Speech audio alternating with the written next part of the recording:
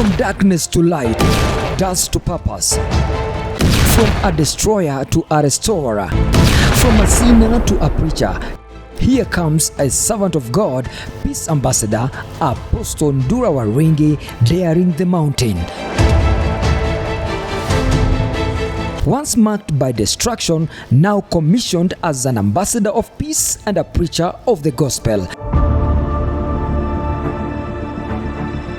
Apostle Waruinge has given himself to transform the nation and Africa from the top of Mount Kenya, conquering the mountain.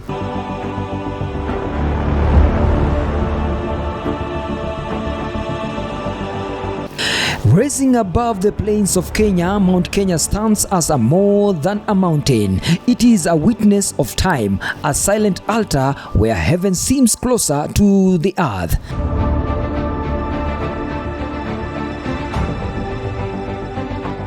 Before roads, before cities, before names were given, this mountain was already standing.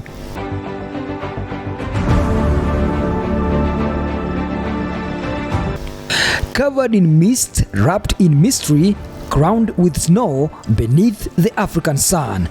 To many, it is rock and ice. To those who listen, it is a place of divine whisper.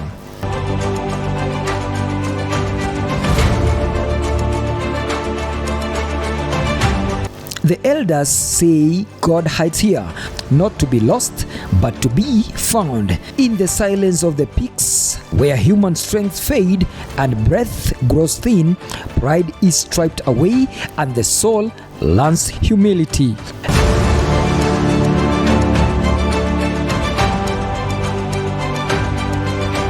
Every river that flows from this mountain carries life. Fields are watered, villages are sustained, generations are fed. A reminder that what flows from God's presence always brings provision. Climbers come seeking quest, but the mountain teaches surrender. Step by step, it demands patience, obedience, and faith. No one reaches the summit by force, only by grace and perseverance.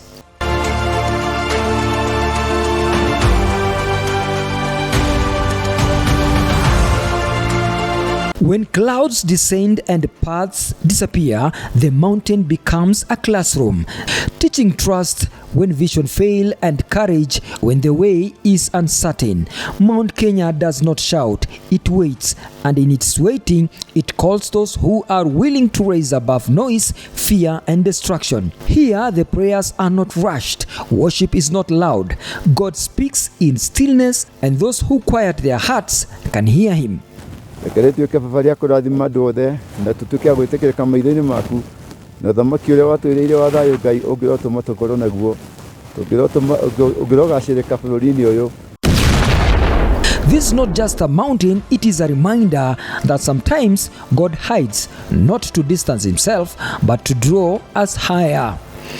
The original name of Mount Kenya, as referred to by the surrounding Kikuyu community, is Kirinyaga or Kirinyaga, which translates to a mountain of witnesses or mountain of brightness due to its snow-capped peaks. It is considered a sacred place of God, Gai, and represents the throne of God. So for Kenyans who are here, Kenyans, want to speak to you Kenyans. This mountain does not belong to Wazungu. It is not meant for the Wazungu. This mountain is meant for us. This is our spiritual mountain that rules the world. The Queen is on the other side of Chogoria, where they have even their own camp and their own home. Where Queen Elizabeth, the other side of Newcastle, as where Queen Elizabeth was crowned to become the Queen. And many people, this route that I'm showing you, the mountain there, this is where Pope Leo came, and he climbed the mountain, and on going home he became a pope. Then he was a bishop. He used to reside to work here in Kenya. Why am I directing you on this direction about the benefits of this mountain? Because many people don't know what is this mountain meant in the spiritual ground. When the children of Israel, written in the Bible, in the book of Genesis, the book of Exodus, the book of Deuteronomy, and also the book of Ezekiel, and also in the book of Matthew. I'll be giving you these verses so that you can go and track it. You find that when the children migrated, the migration, the Exodus migration from Sinai went to Zion. The migration from Sinai to Zion. In the book of Matthew chapter number 48, Ezekiel chapter number 48, it clearly states that Zion is south of Sinai. Sinai, we know very well, is Egypt, is in Egypt. And from Egypt, the south of Egypt is towards Ethiopia, towards Kenya, towards South Africa. That's the south of Africa. That is where now we have, that's where I'm showing you how to trace, to use the Bible to trace many things that are in the Bible, because the Bible, this is what the colonial government used to trace treasures of the world.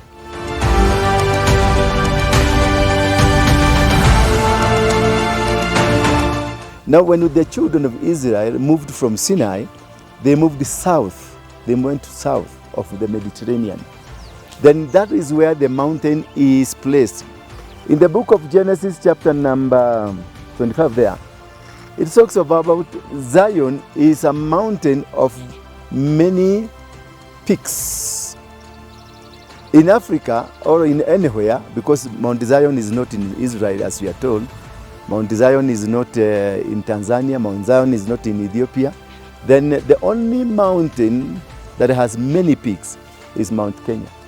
And the Bible continues to say Mount Zion is stretched to the far east. The three main peaks of Mount Kenya, Batian, Nelion, and Lenana, were named by British geographer Sir Halford Mackinder in 1899 to honor legendary Maasai Leibon. And this peak is called Lenana, and we have the other peak, the other side, we have Batiani, and this other side, you can watch it, look at that one. This is what we call Sendeyo. Sendeyo is a history of a family member, that is Lenana family. Batiani is I think is a son, and Sendeyo is also a son. And Batiani and Lenana, they are together, but Sendeyo is ako kando kidogo, they are not together. There is a history that they say they disagreed over some issues, and then he was put aside. And that's why he is there. If you look at all these mountains and these all hills and mountains, they all culminate to the peak where it is.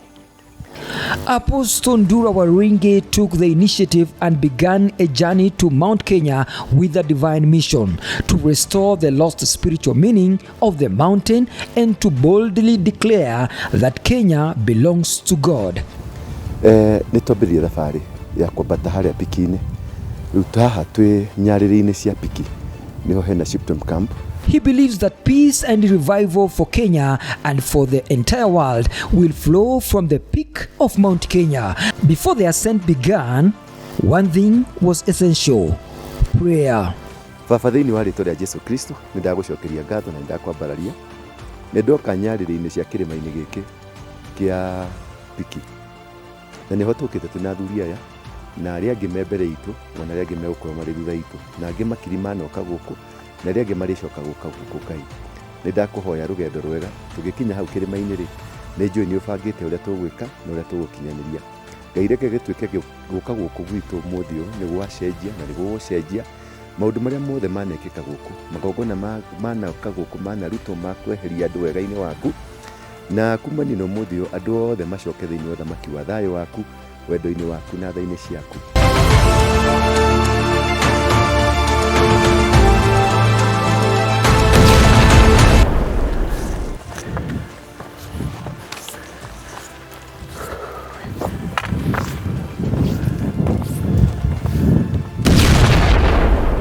Through rugged terrain, dense thickets, towering rocks, and the presence of the wild animals, the journey to reach the summit proved difficult and demanding. Yet, the scripture reminds us Ecclesiastes chapter 9 and verse 11, I observed again under the sun that the race is not to the swift, nor the battle to the strong, neither is bread to the wise, nor riches to those of understanding, nor favor to men of skills, but time and chance happen to them all.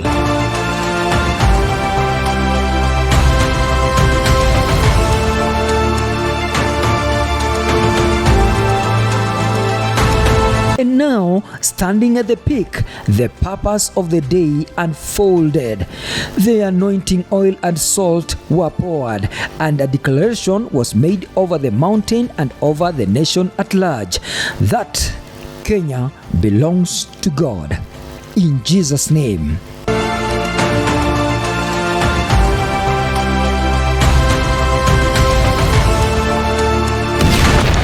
This documentary comes to you courtesy of Mfalme wa Amani Foundation.